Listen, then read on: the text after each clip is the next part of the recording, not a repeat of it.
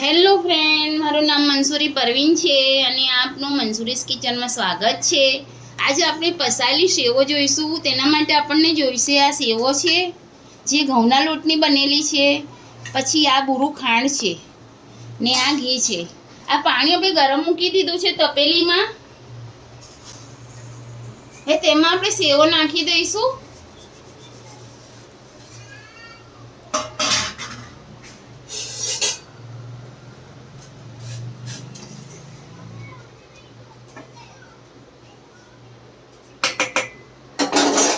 મીઠું તેમાં આપણે સહેજ મીઠું નાખીશું।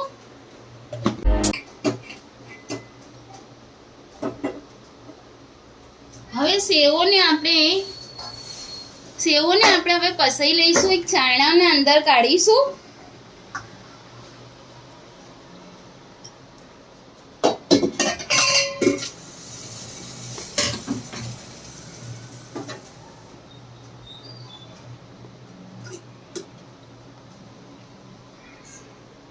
સેવોની થોડી ઠંડી થવા દઈશું આપણે।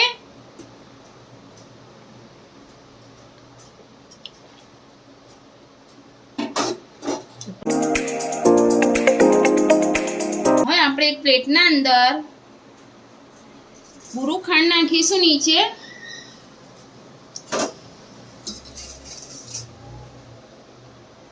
પછી તેની ઉપર આપણે સેવો નાખીશું।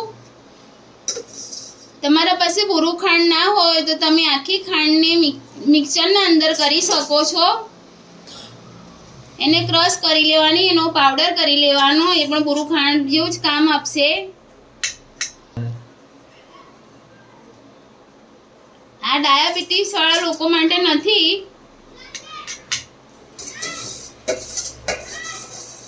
હવે આપણે પ્લેટના ઉપર પણ અને સેવોના ઉપર હવે આપણે નાખીશું બુરું ખાંડ।